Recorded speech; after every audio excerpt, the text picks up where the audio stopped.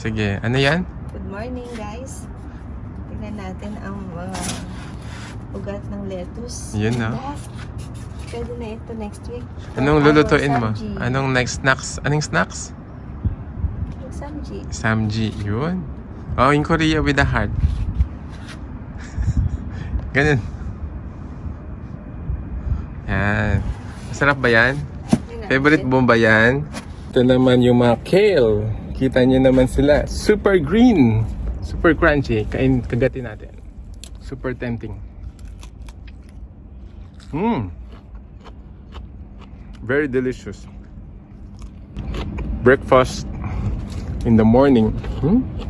Breakfast syempre sa morning. Super yummy. Ito po ang pinagkakaabalahan natin dito. Kapag tayo ay walang pasok. Yun no? Hagdan gulayan. And let's have a look. So the roots are also growing healthy. They appear healthy and nice.